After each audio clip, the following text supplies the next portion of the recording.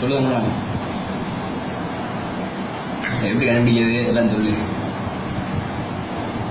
சும்மா சொல்ல. என்ன சொல்லுங்க. அரிசி வேவாது, குழைய மாட்டுக்கு. பாருங்க, அரிசி வந்து எவ்வளோ நேரம் தண்ணியில் இருந்தாலும் குழைய மாட்டுக்கு. ஃபுல்லாக அந்த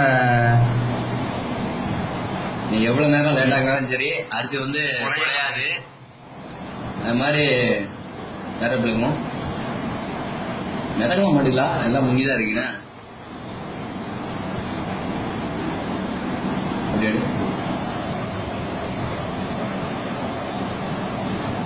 கையில் திடீர்னு ஒட்டுது, ஒட்ட முடியும். சாப்பிடும் போது கையில் ஒட்டாது. கையில் வந்து சாப்பாடு வந்து ஒட்டாது. நீங்கள் ஒரு தடவை இது மாதிரி ரவுண்ட் பண்ணி இது பண்ணி பாருங்க, செக் பண்ணி பாருங்க.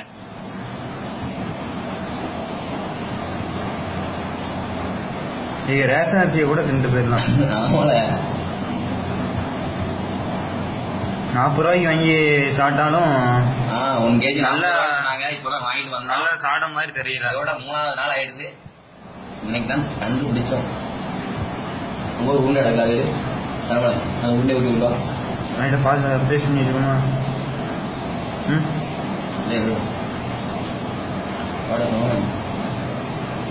அப்படியே இதாகுது. பிளாஸ்டிக் இது ஒட்டு வந்தாங்க சொன்னாங்க.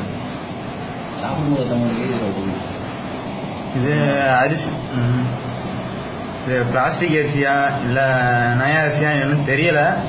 ஆனால் திங்கும் போதே ஒரு மாதிரி இருக்கு. பிளாஸ்டிக் அரிசியா போடுமா? வெள்ளை போட்டுமா? பொறு அதாவது எது சாப்பிட்டாலும் இப்போ பார்த்து பார்த்து தான் சாப்பிட வேண்டியிருக்கு.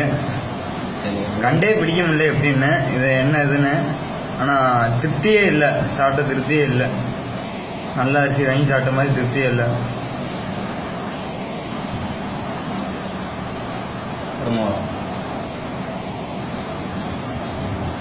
ஒட்ட ஆரம்பிக்குது திடீர்னு. ஒட்டாது, ரொம்ப நேரம் ஒட்டலை. வருமா நம்மளா வீடு பாருங்க. இந்த போடுங்க குதிச்சு விடு. யாருமே ஒரு உருண்டை வந்து இன்னொரு உருண்டை கிடைக்குது. கொஞ்ச நேரம் காய வச்சீங்கன்னா நல்லா குதிக்கும். நல்லா பந்து மாதிரி பந்து. கிரிக்கெட்டுக்கு ரப்பர் பந்து தான் வேணாம், அரிசியே போதும். அதோட கறிக்கு இது நம்ம ரூம் அரிசியா பார்த்துக்கோங்க.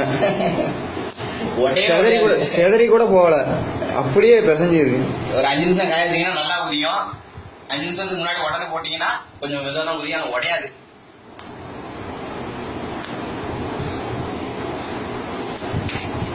அப்படியே வீடு எடு, அப்படியே சாப்பாடு எடு. சாப்பாடு எப்படி ரூமுன்னு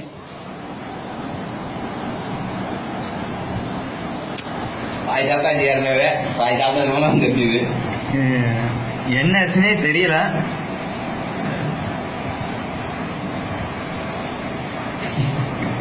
என்ன அரிசினே தெரியல. கிலோ 40 ரூபாய்னாங்க. பூந்தமல்லியில் இருக்கவங்க எல்லாரும் பார்த்துக்கங்க. ரூம்ல இது மாதிரி இருக்குதா?